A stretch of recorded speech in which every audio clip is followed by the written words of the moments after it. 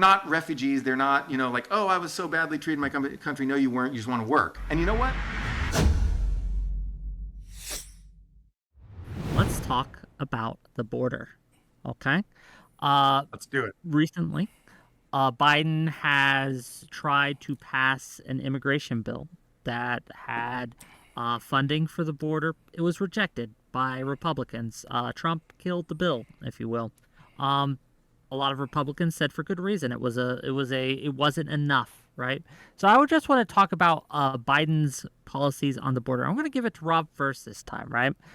How do you think Biden has been on the border? Where has he succeeded? Where has he failed?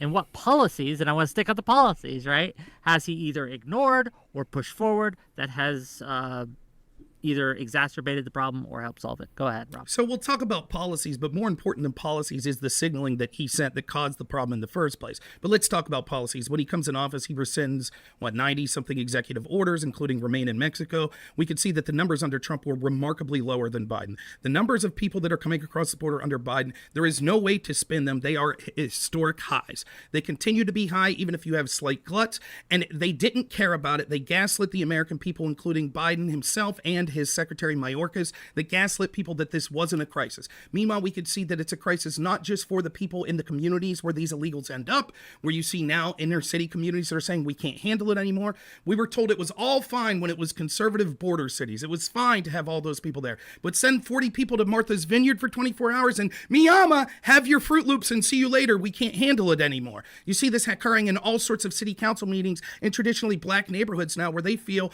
that they've been suffering from poverty for years and years. Democrats have done nothing to help them, but all of a sudden they're sending fat checks out to illegal immigrants. Biden's administration did nothing and allowed this wave to occur. They thought that it helped them politically. They were happy with the import of cheap labor and the import of people that would ideologically more likely agree with them. So they did nothing about this crisis. And now during an election year, they try to come out and say, oh, actually, it was a problem all along. Wasn't a problem in 2021, wasn't a problem in 2022, wasn't a problem in 2023. But now in 2024, it's a problem, and it's Trump's fault. That's whose fault it is. The bill they put forth is garbage. What it would have done would give all sorts of loopholes. The House bill that was put forth would have done far better, even though it didn't go far enough either. And Biden would be able to issue executive orders or reinstitute those that Trump had that would be able to keep those numbers at Trump's level. But the last and most important thing to remember is this. When the Democratic Party, including Joe Biden, were asked on the debate stage whether or not it should be a criminal offense for people to come illegally, illegal migrants, none raised their hand. When they were asked if they should get benefits, all raised their hand. When they interview people that are crossing the border, why are you here? They say because they think Biden will let them in. They thought Trump would keep them away, and they think Biden will let them in. And that's exactly what's happening. And because of that, there's not just an... What's that? Who's they? Who's they? You're talking about the people the who raised their Democratic hand? Party? Yeah. Oh, I'm sorry, the illegal immigrants is who I'm talking about. Was this a focus group? No, it wasn't a focus group. Let me finish my point, and then you could ask me a question if you want. So sorry. real quick to finish the point. So we could see that it's a humanitarian crisis of people that are being smuggled by coyotes, that are being sexually trafficked. And we now also see that are in this place where World War III or a significant conflict with Iran, China, that which Noah's talked about, fearful of a war with China. We see all sorts of people from those nationalities that are now coming across the border unvetted. It is a disaster that's already occurred, and it's waiting to explode even further. And it's happened solely because of the policies and the position that Joe Biden has set forth. Okay. What do you think? Noah, go ahead. Biden's policies on the border. Go ahead. Right. First, I just want to say, I think people don't understand where this border crisis is coming from, why it's happening. And this is something I found only after reading a hell of a lot about immigration. I was going to write a book about immigration, actually, and I read about 35 books about it. But I didn't find what was causing this border crisis until I just really researched the law. The problem is asylum. So according to this 1967 treaty that we signed, the UN Convention on the Status of Refugees, you can't discriminate against someone on an asylum request if they enter the country illegally. We signed and ratified that. And that was dumb because nobody at the time anticipated this kind of crisis, even though they should have, because they were just dumb. And I don't know, because I wasn't there in 1967. Not that old. So, but the problem is now, at some point starting in the 2010s, but then really continuing recently, more and more, everybody in the world including, originally Central America, but then the whole world realized that if you can get across the border and turn yourself into the border patrol, you can request asylum, and they have to give you a hearing because we signed that treaty. That's the law. And we passed a law about asylum that says you have to do that. And so that's stupid. And so what we need to do is just reform that law and change that law so that if you cross the border illegally, you're not allowed to apply for asylum. Say, sorry, 1967 UN Convention on the Status of Human Refugees. That was a mistake. We're not going to abide by that. And then, sue us, okay? But, all right, so that's what we need to do. We need to change that law. So far, I have seen only one human being ever mention that law needs to be changed. That happened to be Joe Biden. But not to give Biden too much credit here, he didn't harp on it a lot. He just said, until we change that law, things will never change. He's right. Rob is right that there are a lot of people in the Democratic Party who don't want to do anything about this, who do not see this as a problem at all. And it was deeply ironic when red state governors decided, okay, let's bus some of these people to New York. Let's bus some of these people to Martha's Vineyard. And then there was like, oh my God, we actually have to pay for these people's services. Holy shit. We thought someone else was going to pay, and then they had to pay. And then they were like, okay, this is a crisis. And that's when sentiment really got mad in America about the border crisis. So you're right. You're absolutely right. And many Democrats just thought, oh, we don't need to do anything about this. It's fine. It is not fine. It's a problem. It's and no one recognizes this more than the people on the border. If you go to Texas, where I'm from, and you go down to the border where everybody on the border speaks Spanish, they are the biggest enthusiasts of border security. They want to stop these people from coming over harder than just about anybody. So I'm sympathetic. The border crisis is a crisis. It's because of a shitty law that not enough people care about fixing. Now, Republicans, I have not seen any Republican propose to fix this law. One, not Trump, not Mitch McConnell, not Mike Johnson, not anybody has proposed to fix this law. And it frustrates me because it's like, and my guess is that they just don't know that the law exists, and they've never heard of the 1967 UN Convention on Heard of Her. They've never even heard of it. They don't know what it is. Maybe Mike Johnson knows what it is, but they don't know that this is the root of the problem. So they're not trying to fix it either. So it's a little frustrating. Now, I will say that Biden ignored this problem for too long, and that was a big mistake. He ignored it for years, and only under pressure, only when people started getting really mad about it, did he do anything about it. And the stuff that he started to try to do was very, very similar to the stuff that Trump did, which is to say, break the law, because Trump issued a bunch of executive orders that were illegal. Unfortunately, they should have been legal, but they were illegal, and courts struck them down because they were in violation of our asylum law, which we signed because we signed the 1967 blah, blah, blah, blah, blah, right? So Trump issued these executive orders. They got struck down. What did Biden do when he finally was forced to acknowledge the problem? He issued the same executive orders Trump did, basically. Slight difference, but basically the same thing. And those will also be struck down by the courts, I promise. All the stuff in the bill that Trump killed, yes, Trump killed it. Yes, he did it because he's a jerk and he didn't want Biden to get a win in the election year. But to be fair, Biden was only doing that in the first place to pander. But the point is that those things in that bill will all get struck down by the courts because the asylum law isn't being changed. And until that asylum law is being changed, so I'm kind of just sitting here going, yeah, it's a big problem. I don't see anybody who actually wants to fix it. And I don't know why. So I'm not going to defend Biden on this, okay? Go ahead. Bash Biden all you want on this. Sure. I think it was a big mistake for Biden. But I'm frustrated because I don't think Trump is going to fix it. I think what Trump is going to do is, I don't think he understands the law or why it needs to be fixed or what, I don't think he understands any of that. But even if he did understand, I think it is more politically advantageous to him to keep this crisis going so he can keep yelling and scaring people about it. That's more valuable than actually fixing the border to Trump. And so I'm just frustrated all around. And so I don't know if I'm arguing with you here, but this is my perspective. So sure, this might be just real quick. This might be a quick topic if you guys are mostly in agreement. But Rob, go ahead. Okay, so to kind of throw you a bone here a little, I would agree with you that I think when you said there's a lot of Democrats that don't want the problem solved, I agree with you. I think there's a lot of Republicans I think there are a lot of establishment type Republicans that have no problem with the amount of illegal immigration that comes. And this has been something that before Trump came along, when Trump started talking about the border, if you followed Republican politics, a lot of people in Republican circles were focus group type people were telling Trump, don't talk about immigration. We're telling Republicans, don't talk about it. It's a losing issue.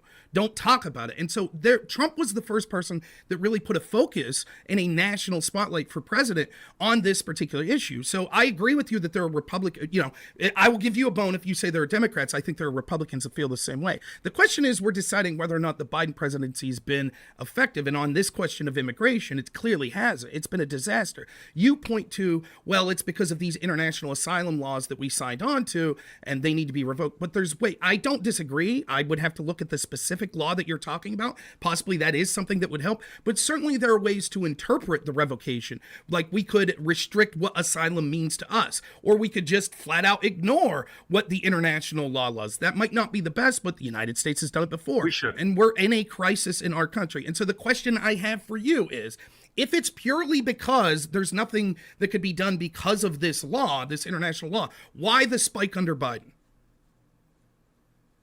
Let's bring a couple of reasons. Number one, what you said, everyone thought, oh, Biden's nicer on immigration. He's not gonna throw us in the camps or whatever the hell. Reputation, I think, was a big thing. Number two, is the end of the pandemic and America's super strong growth. If you look at our economy, it's doing better than any other economy. It's doing much better than Mexico. It's doing better than Europe. It's doing better than all these places. It's doing, and then there's a lot of, you see people from China now showing up because China's doing incredibly well right now, despite all the cars that they're making and selling. So our economy so part of it was Biden's reputation, I think, but very little of it was actual policy. But I think that because the courts, had already struck down Trump's restrictions, it took Biden a while to put similar things in place. I think it was the main driver was the spread of information about the asylum loophole. Central Americans, people from like El Salvador and whatever, knew about this in 2014. People from Cameroon knew about this in 2021. Everybody knew it. Just the diffusion of information about this stupid loophole in our law took time. And also America's economy was just so great. Everyone wanted to come and work. I think the silliest argument about the borders and people like, these are military age men. It's an invasion. No, it's working age men because it's just people who want to work. All they want to do is work. They're not refugees. They're not, like, oh, I was so badly treated in my country. No, you weren't. You just want to work. And you know what? Actually, that's fine. But we should have an orderly process for bringing people into work, not a disorderly process where you get rewarded for breaking the law and crossing the border illegally and turning yourself into the Border Patrol. That's silly. That is the current law. So I agree with you. We should just say 1967 convention, blah, blah, blah, goodbye. We're changing our law.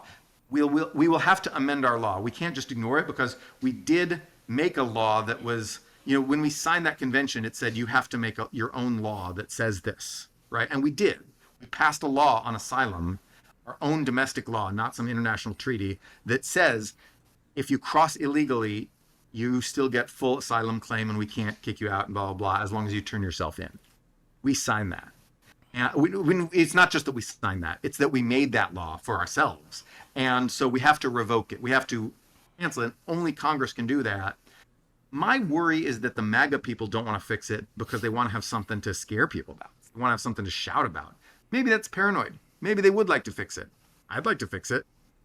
I would gladly support them if they wanted to change this law. If Trump was president, gets elected, and he said tomorrow, we've got to change this law so you can't get asylum if you cross the border illegally, I'd be like, I support you, Trump. Done. So I guess, and I'm just wondering why that never happened. My area of disagreement would be this. I think what was the House bill that was put forth, HR2, was far more stringent and would have done far more than what the Senate suggested that the Democrats were pushing forth. So I think you should support that bill. So the idea that Republicans in general or MAGA people wouldn't push, I think they would. They're pushing for a stronger bill. And if Senate, and the other thing I would say is just, this is anecdotal. And I don't know if you saw this, but I saw Brett Weinstein go to the Darien Gap, which is a big sort of thoroughfare that people are coming through from South America to get in. And he said that there are basically two kinds of migrants that are coming. There are those exactly you hear about that are good people, basically economic migrants, not really refugees, but they're coming for good work. Okay. By the way, those people would have been coming pre-20 pre-COVID as well. If you're coming from places like Venezuela or Nicaragua, whatever, these countries, there was economic incentive always to come to the United States. So I don't buy that COVID's the reason that so many are mobilized. But he also said that there was another camp of people he saw, and those were particularly Chinese nationals. He said the feeling was incredibly hostile. They had entire camps set up, and that they were basically instructed not to talk to journalists or not to talk to people that were there, and that he felt there was almost something nefarious about it. So I'm just saying, particularly from your perspective as someone who's worried about an upcoming conflict with China, I think that there are many, many reasons that we could spend hours talking about the problem with how much illegal immigration, economic, socially, culturally, crime, illness and things that could come through. But I think one of the big things that we should be talking about is the potential for this porous border weakening us to enemies that could have terrorist strike or attack our infrastructure in certain ways.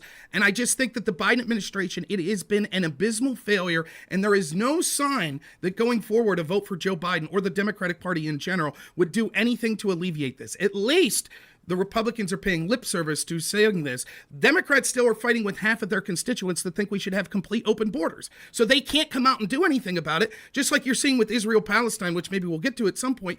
The Democrat Party split. Half of these young progressives are like, oh no, we have to welcome everyone with open arms. You know, the Statue of Liberty says X. And then half the Democratic Party's like old school, like union people that are like, what are you doing? You're depressing our wages. Like, we can't have any more of these people you're taking away our town buildings to house illegal immigrants, etc. And if we're not careful, we're going to end up like Europe, like the UK, which I just saw a poll on Britain, Good Morning Britain the other day. Good Morning Britain polled their audience if multiculturalism was a success. 95% said no, because the landscape of their entire country is shifting so radically that they don't even recognize their country. And that's what's going to happen if we continue to have presidencies like Joe Biden. I'll let you respond, then I want to get to the economics section of the debate. But go ahead. I have one question though before for Rob, if that's okay. Yeah, it's your chance to respond. Chinese, so go ahead. Yeah, Chinese guys coming in. I know a couple people who know a couple of the Chinese guys who snuck in that way. Wait. And they were telling me about these. These are my friends are crypto people, and they help sneak the Chinese people in with crypto. Okay. By the way, one of the biggest uses of crypto is to get money out of China. And they said these guys, coming in, they basically don't even consider themselves Chinese anymore. They hate, they're like, such bullshit has gone down. Like, they're like, I'm ethnically Chinese, but I don't want anything to do with, Xi Jinping and the stuff that's going on. When Ronald Reagan was president, we had this thing, and I am not really that old enough to remember. I remember Reagan's last speech. I was like, I think 5, 6. So then I was 5, I guess. So when Ronald Reagan left, he was like, we're the city on a hill, to all these people, escaping these horrible regimes. And I know that China sucks, and it sucks worse than people say. Like, it's more sucky on the inside than it looks to us on the outside, or for tourists who just go see like the delivery robots and whatever that they have. Like, for regular people, it sucks more. I feel for these people, and I want to be like Reagan told us to be. And I don't care if that makes me a bad Democrat for saying that Reagan was good, but I've said it online, and I got dogpiled online for saying You're out, this. man. You're out now. You just out. got kicked out of the club. No, I don't. But Who cares? This is the problem. I'm just a blogger. They don't care. Look, But sorry, what do we do about these guys? What do we do about the Chinese guys who really want to escape Xi Jinping and the bullshit that's going on there?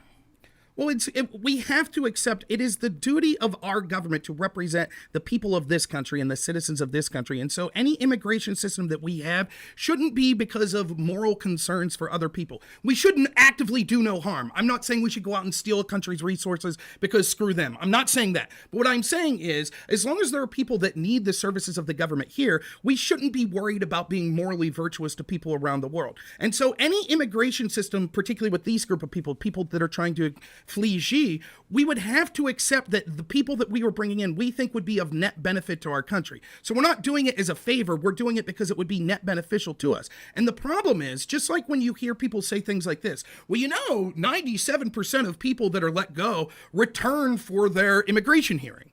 And the problem is, right, but if there were bad people like in ISIS or working for the Chinese government, do you think they'd be in the 97% that returned or the 3% that wouldn't? And so the problem is by allowing this sort of system where we're allowing this flood, basically an open border where anyone who wants to come basically gets to come through. If a country was going to be hostile to us, which is inevitable, countries like Iran, China, North Korea, etc., they are going to exploit this system. And there will inevitably come a time. And then what's terrible is not only will there be some bad event that occurs, but then the very people that have allowed this porous border will then use that event as an excuse to strip more rights from Americans, just like we saw with things like the Patriot Act. So I think that while we're telling Americans you can't go through an airport without getting sniffed like you're an 8-year-old girl by Joe Biden, we at the same time have this open border where we're allowing all of these people to come through. It's just counterintuitive. It once more represents what I think the Biden administration has represented, which is this is an America last presidency. They care less about the citizens of this country and more about, doing things to help people globally or help people around the world. Any response to that? Oh, sure. Which is to say, I understand that we have to operate this country for the benefit of us. But I also feel that I benefit from people being in my country who, A, can work and support our country, and B, hate our enemies.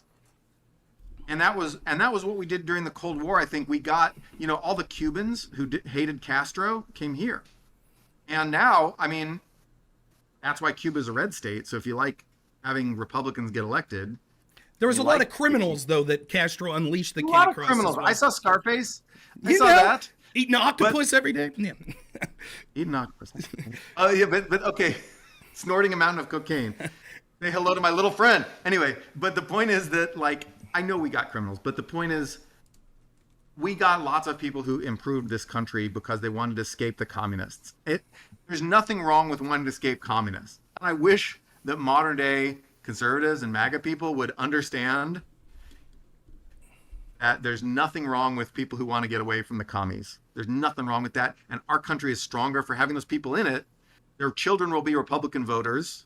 They can't vote themselves, but their children will be. And yeah, I'll just answer 10 seconds. I'm stronger.